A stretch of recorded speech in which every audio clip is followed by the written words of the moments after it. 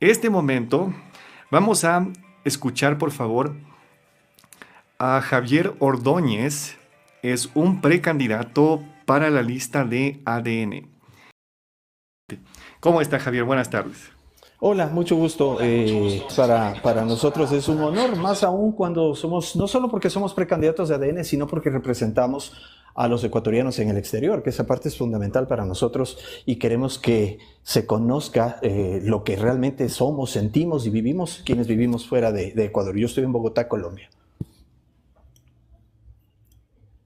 Uy, mil disculpas, estoy poniendo el micrófono en silencio para no molestarles, para que no haya eco. Em, Entonces, cuéntenos, Javier, usted es precandidato para representante en el extranjero, ¿verdad? Sí, los ecuatorianos en el exterior estamos divididos en tres circunscripciones, que son América Latina, el Caribe y África, que de México para abajo somos, y de hecho nosotros somos precandidatos por esta circunscripción. También la otra circunscripción es de Estados Unidos y Canadá, y tenemos también la circunscripción de Europa, Asia y Oceanía. En cada una de estas se eligen dos asambleístas, con el voto de quienes residimos en cada uno de estos países.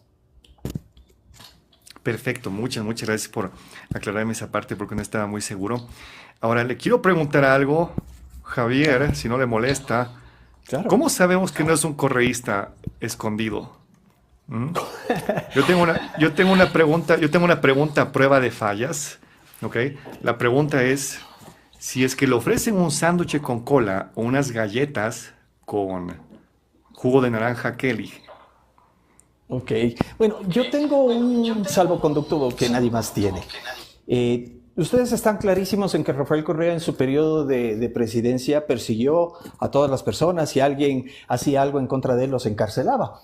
Esto empezó con una persona y esa persona fui yo. Yo fui el primer preso político de Rafael Correa. Y cuando me hace gracia que tú me digas que si me ofrecerían un sándwich o algo así, lo aceptaría. Él fue a visitarme cuando me encarceló y fue con un regalo y tuve a bien de no aceptarlo. De hecho, eso generó la furia del hombre y pues la persecución que luego se dio. Oh, ¿en serio? ¿Y por qué le persiguió este prófugo? Bueno, la historia es graciosa. Ustedes pueden ir a los medios, pueden googlear lo que pasa, pero lo que pasó más bien, todo empezó cuando un buen día, en el 2007, cuando él recién empezaba el periodo, pasaba su mega caravana presidencial llena de parafernalia y seguridad, etcétera. Yo había dejado mi auto que se dañó. Salía de la mecánica y en plena Río Coca, yo soy quiteño, en plena Río Coca y 6 de diciembre, al querer cruzar, se me cruza una moto de la policía. Entonces yo hice un gesto de muévete, o sea, vociferé, sí, es verdad, hice esto. Cuando justo pasaba la caravana, el hombre paró, bajó el vidrio, me apuntó e inmediatamente 10 policías me rodearon y me detuvieron cual se hubiera atentado con él. Entonces, luego de eso, pues es una historia muy larga que de hecho se los puedo contar, está en mis redes sociales. Me detuvieron, me llevaron, me tuvieron casi una semana detenido en el penal García Moreno de ese entonces. Es una historia bastante complicada y de hecho eso es una de las cosas que me obligó a salir del país, porque como buen correísta empezaron las persecuciones, los montajes, los chantajes, las amenazas, y eso me tuvo alejado mucho tiempo. Y más allá de eso, hoy he aceptado esta propuesta porque creo que es hora de que quienes realmente sabemos lo que significa haber enfrentado a esta clase de delincuentes, a esta clase de tiranos, pues enfrentemos y demos la cara por nuestra gente y por defender a nuestro país. Exacto, exacto. Muchas gracias por compartir esa historia, Javier. Bueno, yo les quiero preguntar también, quería comenzar con una pregunta, y es, ¿cómo así ustedes no estuvieron en el aeropuerto el otro día para recibirle a Ricardo Patiño? Eh, Hay una cosa, más allá de que hubo gente recibiéndole, que si ponemos a contar no superan las 20 personas, pero esto es culpa de nosotros y de todos los que están aquí, porque nosotros nos estamos dejando ganar la batalla no solamente de tipo político, sino también de tipo cultural. ¿Cómo es posible que permitamos que la gente que haya estado ahí haya permitido que se pongan a entonar la canción de un personaje tan nefasto como Guevara?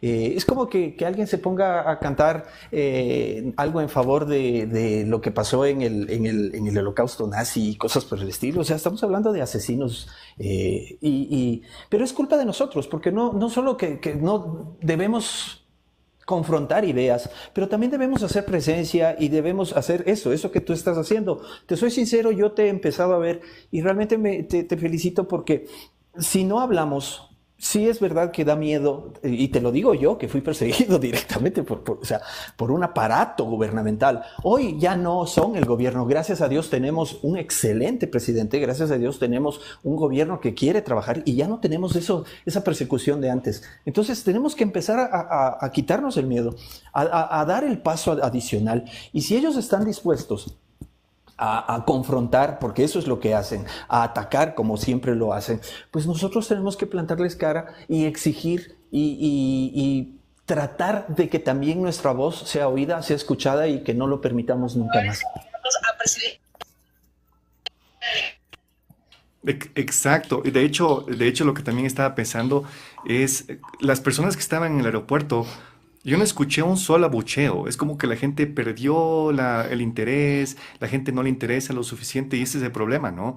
O sea, la gente se vuelve antipática y dice, bueno, o sea, es un prófugo más que un delincuente más que se escapó, regresó, como bien sabido, ¿no? Como bien vivo, regresa y bueno, o sea, ¿qué se puede hacer? Pero ¿Sabes qué pasa? Que muchos de... A ver, hoy los ecuatorianos, hay mucho más joven y no han vivido, ellos no vivieron, no supieron, no vieron lo que fue la valija diplomática, no lo que pasó en la embajada. O sea, los jóvenes recién hoy es que se están empezando a involucrar, a pesar de que fue una estrategia del correísmo poner a votar desde los 16 años, pero el presidente Noboa hoy es presidente gracias a los jóvenes, jóvenes como tú, jóvenes como los miles de jóvenes que hoy están entrando en conciencia pero lamentablemente no saben quién es. Muchos pasaban, veían quién será ese viejito loco que acaba de llegar, que se cortó afeitándose porque seguramente estaba en el baño del avión afeitándose y en una sacudida se voló lo poco que le queda de cara.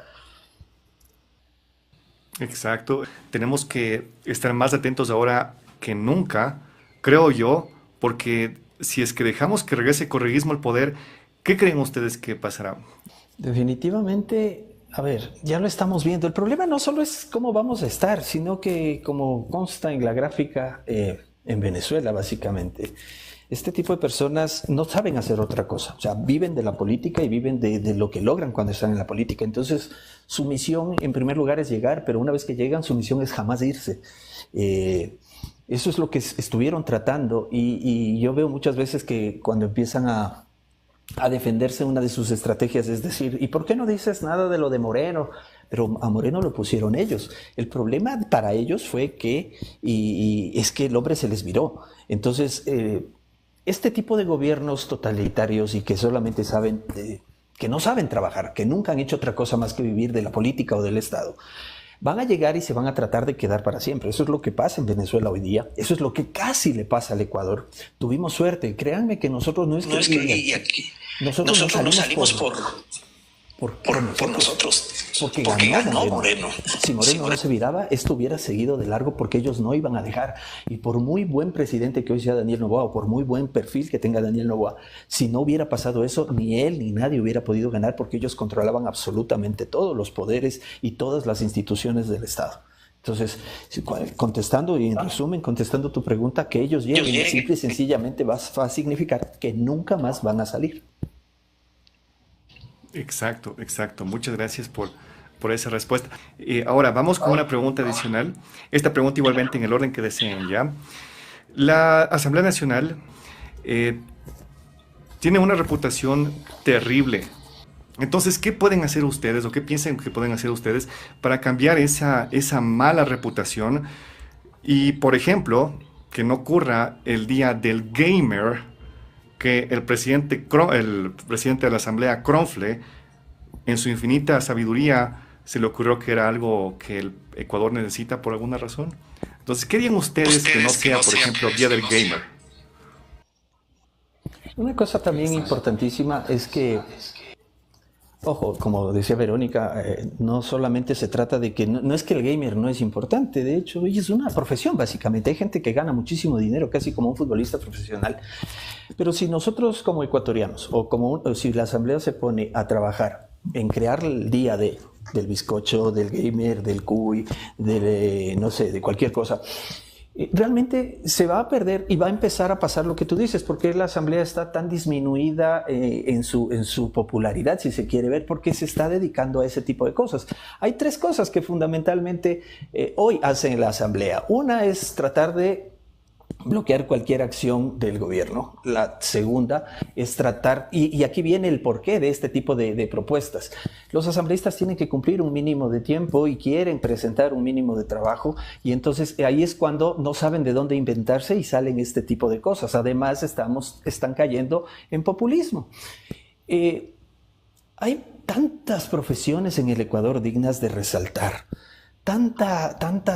Porque veamos, para ser gamer, pues obviamente tiene una situación económica un poquito distinta, porque una persona, un joven de 18 años que tiene el tiempo para dedicarse a ser gamer, mientras tiene éxito, pues tiene un sostén económico atrás. Pero hay jóvenes de 9 años, de 10 años, de 15 años, que tienen que salir a vender periódico, que tienen que salir a lustrar zapatos. Y no existe el día del vendedor de periódicos. Y eso no le hace ni más ni menos. Lo que nosotros necesitamos entender es que hay prioridades de acción, que hay prioridades de reacción. Veo muchos comentarios que dicen, pero ¿y cuáles son las propuestas? Primero, tenemos que empezar. Nosotros somos hoy precandidatos, no existen candidatos. O sea, no hay candidatos a la Asamblea todavía. Lo que hay es precandidatos. Y lo que estamos tratando nosotros y el grupo de ADN es tratar de entender las necesidades y presentar propuestas acorde a las necesidades, pero con una premisa. Y esta premisa no solo la ha pedido el presidente, nosotros la hemos pedido.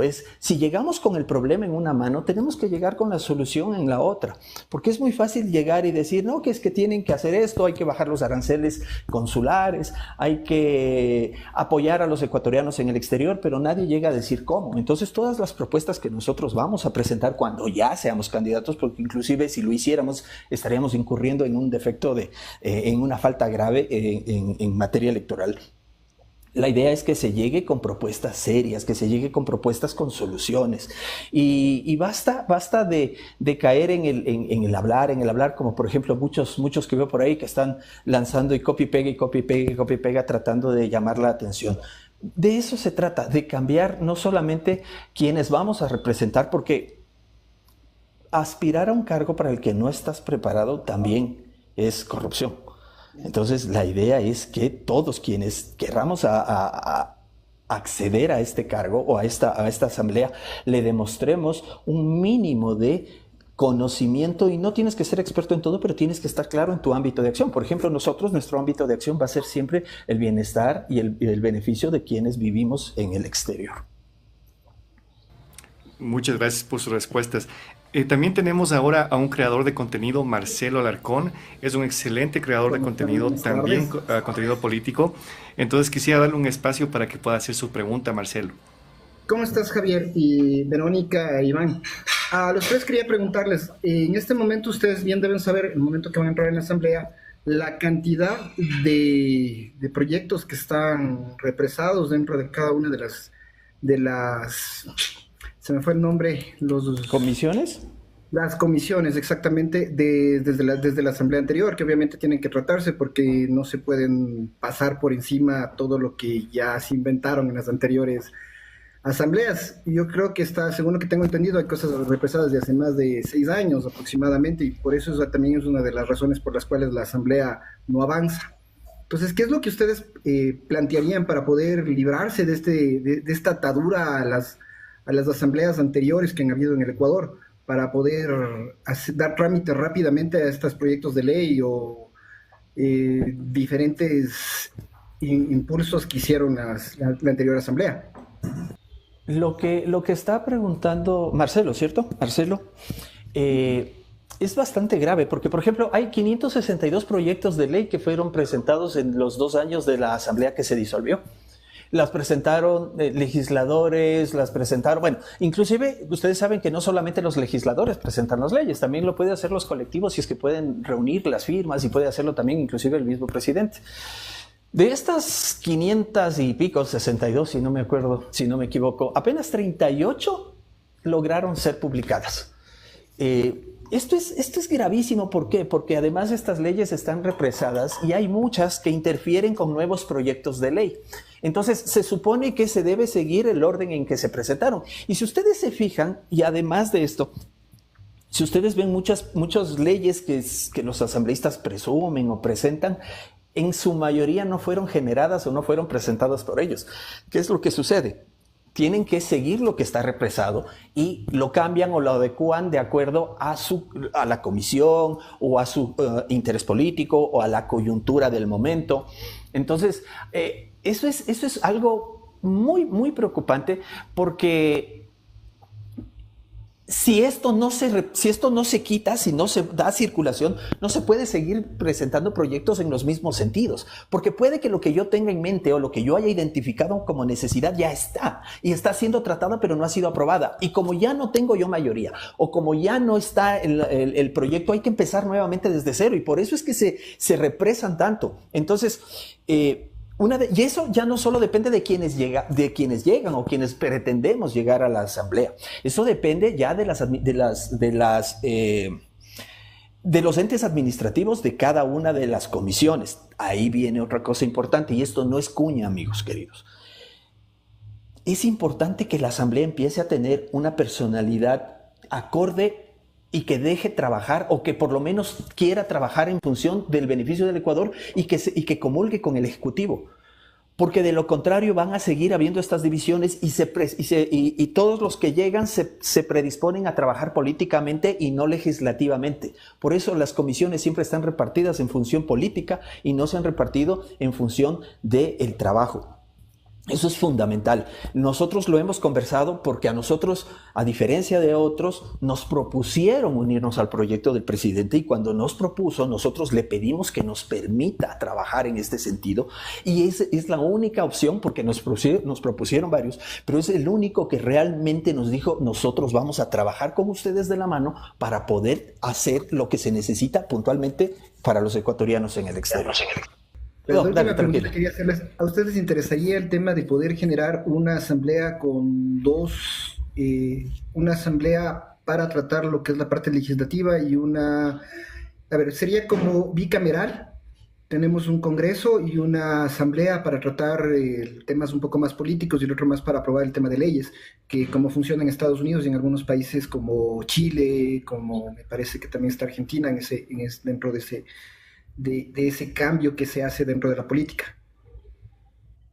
La bicameralidad, ese es el término, es un mecanismo muy válido y que ayuda muchísimo al poder destrabar lo que habíamos venido conversando. Pero hay un problema muy importante, que para poder hacer este tipo de reformas se debe reformar la Constitución.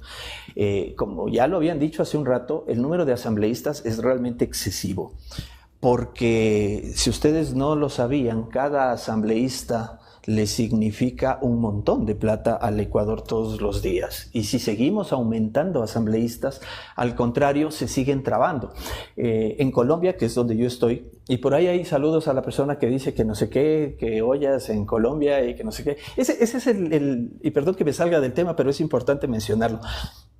Esta persecución yo ya la viví. Correa es experto, y bueno, no Correa porque él no está viendo seguramente, pero esta gente siempre está pendiente de copiar, pegar, insultar, pero pruebas, nada, ¿no? Entonces, como no saben cómo combatir ideas o cómo combatir el discurso de la persona, pues obviamente pues me voy a inventar cualquier cosa, pero pues de eso se trata. A lo que yo quería ir es que este tipo de soluciones termina siendo efectiva, pero se requiere no solo voluntad política, sino se requieren los votos. Muchos asambleístas no están dispuestos a ceder su posición. Créanme que eso es increíble, que lo ven como un negocio, y mientras más asambleístas haya, más difícil va a ser que esto se llegue a dar. puntualmente contestándote a ti, es una solución sumamente válida, pero esta asamblea que viene debería poder contar con la unión suficiente o con los votos suficientes para poder presentar ese proyecto de ley. Lamentablemente hay que estar muy claros que para modificar la Constitución de esa manera hay que trabajar muchísimo y sobre todo tener los votos necesarios, y muy pocos están dispuestos a sacrificar el bolsillo o sacrificar el puesto que le significa la asamblea, porque ven a la asamblea como una solución económica para su vida y no como un medio de trabajo para el bienestar de los ecuatorianos. Pero en realidad yo quisiera agradecerles a ustedes que han tomado el esfuerzo y el labor tan grande que es ponerse al frente de todos nosotros para ser nuestros representantes dentro de la Asamblea Nacional. Aquí veo 3 personas jóvenes que tienen diferentes ideas, no los he visto en otros partidos políticos. Bueno, a ti, Bank, me parece que sí te vi alguna vez, pero en otro tema. Pero realmente... y yo veo que aquí todavía hay cómo trabajar muchísimo. Ponemos en sus manos el futuro del Ecuador. Cuenten con mi voto, lo que es ADN en este momento. Me gustaría votar por ti, mi estimado Iván, porque Lucio no me pareció un mal presidente, fue muy buen presidente dentro de lo que él hizo. No supo manejar muy bien el tema de la presión que se tiene allá arriba, como no lo pudo manejar tampoco Guillermo Lasso, que es muy difícil poder ser presidente. Por eso es que le admiro mucho a este muchacho Daniel Noboa, que está haciendo cosas maravillosas en el Ecuador, aunque le falta muchísimo a este país para poder salir adelante, pero en realidad estamos en buen camino, estamos cambiando las cosas y este país va para mejor. Yo veo en las calles todos los días algo, a mí me encanta caminar, y cuando yo camino veo a la gente cada vez más feliz. No sé... No, me río un poco porque muchos de los correístas se pasan diciendo, no, que el país está hecho pedazos, que está destruyéndose, que no es como que es cuánto, pero yo no lo veo así. Yo veo un país que está saliendo adelante, que está cambiando muchas cosas y que va para mejor. Les agradezco muchísimo, y va mi última preguntita y con esto me despido.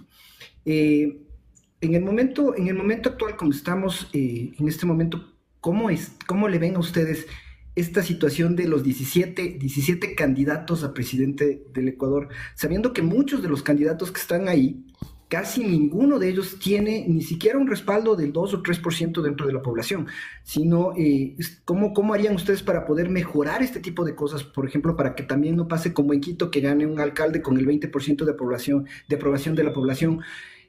¿Cómo podemos cambiar este código de la democracia que tenemos aquí en el Ecuador para poder mejorarlo y que podamos ser más representados por las personas que nos representan en el poder? Les mando un abrazo, que Dios les bendiga. Este tema de los 17 candidatos es un llamado de atención. Ya lo dijo Iván, no solamente que significa gasto para el país, pero todo parte de que es una estrategia, si ustedes pueden ver, es una estrategia política muy bien definida. Y esto, salvo excepciones honrosas, tiene la finalidad de poder aglutinar y subir el porcentaje en una posible segunda vuelta de la opción del correísmo. Porque, a ver, ¿de dónde salen los candidatos? De los 17 candidatos, salvo 3 o 4, incluyendo a Daniel Noboa, el resto son ex Partido Social Cristiano o ex correísmo. Entonces, esto no es de a gratis. Ustedes están viendo que todos estos partidos lo que están poniendo es un contrapeso para poder sumar y atraer en una posible segunda vuelta, mejorar los porcentajes de aceptación, y porque esos auspicios o esos votantes se los van a tratar de dar a la opción de la segunda vuelta. Es por eso que tenemos que procurar que haya una única vuelta y trabajar para que Daniel Noboa pueda ser reelecto. Pero más allá de eso, la ley de elecciones debería ser reformada.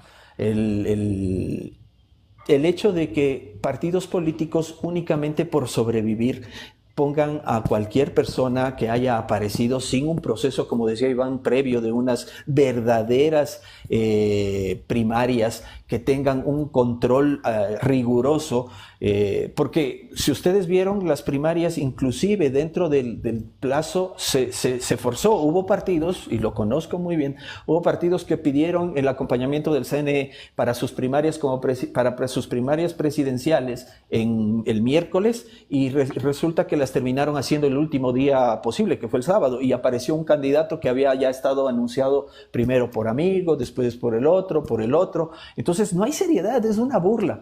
Pero el problema básico es que hay gente que se deja y que cae en ese juego y en ese engaño. Y es necesario que podamos tener una verdadera ley de elecciones que prohíba esto. Todo es cuestión de reformarla, pero no es tan sencillo porque todo lo que hemos venido hablando hasta hoy, como las leyes represadas, como la división dentro de la Asamblea, como todas estas negociaciones, dificultan que se pueda llegar a hacerlo. Bueno, yo por mi parte me despido sin antes decirles a todas las personas que te escuchan, a todos tus fans, que les quiero muchísimo y me encanta que te sigan, hermano. Es decirles, estas votaciones no hay solo que votar para un presidente, hay que votar también para asamblea y hay que pensar bien por quién vamos a votar. Eso es algo muy importante porque en realidad hay que darle gobernabilidad al gobierno que venga. Y si nosotros hacemos un recorderis y hacemos un mea culpa, la mayoría de la asamblea que ha trabajado durante los últimos 17 años ha sido de RC5 o Alianza País en sus respectivos tiempos. Entonces, si vemos que algo está funcionando mal durante mucho tiempo y cuál ha sido lo que siempre se ha mantenido, saquémoslo, porque si seguimos caminando por el mismo camino, vamos a llegar al mismo hueco donde estamos metiendo siempre. Les mando un abrazo grande, que Dios les bendiga y fuerza para ustedes, mis queridos candidatos, que Dios los bendiga y en las urnas nos vemos. Con mucho gusto, Marcelo. Todo el esfuerzo para sacar adelante este país, porque así se puede. Mucho gusto, Marcelo, y muchas gracias por tus palabras. Gracias, Marcelo. Y también para terminar entonces y poder hacer esto como un video comprimido en el canal, es un último punto sobre cualquier mensaje que deseen dar cada uno. Tomo la palabra para esto. Créanme que, a ver, mencionaste los animalitos. Para mí son fundamentales y no porque me hayas dicho. O sea, hay cosas que tenemos que estar muy claros. Tenemos que trabajar por el bienestar de todas las especies y de todos los seres vivos, ¿ok? Pero tenemos que ser muy inteligentes y se los dice alguien que en la vida, no solo por mí, sino gracias a la esposa que tengo, hemos dado una mejor oportunidad a más de, 50 por ahí perritos. En mi casa en este momento tengo los 4 que me quedan, se han quedado conmigo, los que no tienen dientes, la que no tiene pata, el viejito y cosas por el estilo. Pero, por ejemplo, más allá de que se tiene que legislar ese tipo de cosas, hay instituciones como municipios que deben tener también estas normas. Y recuerden una cosa muy importante, los asambleístas tenemos una función, y esto es para quienes escriben y dicen que hay que hacer. Los asambleístas solo están facultados para legislar y fiscalizar. Y la legislación como tal, ya lo habíamos hablado, hay un montón de temas que se tienen que poder llegar a tratar, pero también está en nosotros que podamos hacerlo a título personal. Hoy hay un proyecto que no sé si ya está aprobado o que estaba tratándose sobre la crueldad. A ver, una cosa es la crueldad animal y otra cosa es que, por ejemplo, si vamos a pescar, dice en una partecita que se me quedó grabada, que cuando vaya a haber procesos de pesca, se debe sedar a los animales que se pesca. Entonces yo digo, ¿cómo vas a sedar a un cardumen de peces? ¿O cómo vas a sedar camarón por camarón? O sea, hay cosas que también ya van más allá y que solamente lo hacen por eso, porque la gente diga, sí, él es el candidato, voy a votar por él. No. Necesitamos respetar la vida, en todo sentido. Toda vida es digna de respeto. Hay que luchar por eso. Y también la mejor condición de vida. Para que una persona que tiene un perrito pueda darle de comer, esa persona tiene que tener trabajo, tiene que tener dignidad en su vida. Entonces, todas esas cosas son un complemento. Sería fácil para que la gente vote por nosotros decir, claro, sí, lo vamos a hacer. Sí, vamos a hacer todo lo posible porque soy papá, porque soy papá de perros, porque soy papá de gatos, lo vamos a luchar. Y realmente yo, cuando estemos en la asamblea, y sé que también Iván va a estar ahí, Iván, nos vamos a unir y vamos a presentar esto y lo vamos a trabajar juntos. Y sé que Vero y sé que ADN se va a sumar. Porque somos gente que queremos eso, que la vida se respete en todo sentido y por todo lado. Y ya finalmente, para no alargarme demasiado, para nosotros es fundamental que llegue a la asamblea un número de asambleístas que puedan respaldar el trabajo del presidente Daniel Noboa. Porque este trabajo se ha venido afectando y muchos que escriben, y perdón que me refiera tanto a lo que escriben, pero creo que es nuestra obligación saber lo que dice la gente, ver qué dice la gente, qué necesita, porque vamos a ser sus representantes si nos bendicen o nos favorecen con su voto. Entonces, si nos piden acción, si nos piden que por qué no se hace más cosas, para todo eso se necesita poder tener los votos necesarios, porque yo puedo ir a presentar un proyecto de ley, pero si yo no tengo los votos, el proyecto de ley va a ir a sumarse a los 563 proyectos represados que les había contado hace un ratito. Y yo ya, claro, ya cumplí, yo ya presenté mis proyectos, yo sí estuve, yo sí fui y de ahí me lanzo a la reelección. El chiste es que si entramos a la asamblea, hagamos historia, pero historia de la buena, que marquemos para nuestro país un recuerdo grato, que por fin llegó gente que quiso hacer y que hizo y que se fue contra quien sea. Insisto, cuando nos propusieron fue lo primero que le dijimos al presidente. Presidente, trabajemos por la gente, ayudemos a que esto se dé. No lo conozco de toda la vida, no es que es mi amigo, no le llamo en las noches a preguntarle si ya comió, si ya se va a dormir, no es cierto. Es una persona que cuando habló con nosotros nos prometió trabajar por la gente y le tomamos la palabra. Porque a los ecuatorianos en el exterior nos tienen olvidados. Creen que ni siquiera somos ecuatorianos o de qué nos vamos a preocupar si no vivimos en el país. No, yo quiero agradecerte. Cristian, ahora sé que te llamas Cristian. De verdad ha sido un honor estar contigo. Quiero dejarles a todos quienes nos ven un mensaje muy importante. Más allá de lo que pasa en las elecciones, quiero que ustedes se concienticen que en Ecuador todos tienen un amigo, un pariente, un conocido que vive fuera del Ecuador. Nosotros nos fuimos del Ecuador, muchos porque nos tocó, muchos porque huían, muchos porque encontraron una mejor opción de vida, pero créanme que todos los que salimos del Ecuador añoramos con volver. No porque nos vamos del Ecuador dejamos de ser ecuatorianos y no porque nos hemos ido del Ecuador nos olvidamos de lo que pasa en el Ecuador. Nuestras mamás, papás, hijos, hermanos, amigos viven aún en el país. Y para nosotros es importantísimo que ustedes ecuatorianos dentro del país sepan que nuestro corazón es amarillo, azul y rojo y que los ecuatorianos en el exterior hoy son la segunda fuente de ingresos después del petróleo. Casi 6.000 millones de dólares entran al Ecuador por las remesas que los ecuatorianos que estamos afuera mandamos hacia el país. Acuérdense de eso y denle lugar a los ecuatorianos en el exterior que nos merecemos. Esa es la única razón por la que nosotros aceptamos la propuesta de ser precandidatos, insisto, y a quien pide que digamos las propuestas, estamos impedidos aún de hacerlo porque aún no somos candidatos. Entonces entiendan que no es que no tenemos propuestas, sino que estamos impedidos por la ley electoral de que podamos decirlo, ¿no? Entonces es importante eso. Quieran al migrante, el migrante quiere volver a su país, el migrante busca que sus hijos tengan para comer, se arriesgan, ponen su vida en juego. Tengan eso siempre en cuenta y denle una oportunidad a este presidente que ha dejado una comodidad enorme para ponerse un problema gigantesco en sus espaldas. Él podría haber estado viviendo una vida muy cómoda, pero decidió poner incluso su vida y la de su esposa y sus hijos en juego por el bien de un país. Y es por eso que ha armado un equipo que cree en él y que va a apoyarle en las leyes necesarias para que tú, para que yo, para que mi mamá, para que mis hijos, para que tus mamás y tus hijos puedan tener la vida en el mejor país del mundo, que es el Ecuador. Gracias por el espacio que nos has dado y siempre vamos a estar a las órdenes. También quiero agradecer a nuestro amigo Iván, que ahora ya somos amigos y te deseo toda la suerte del mundo.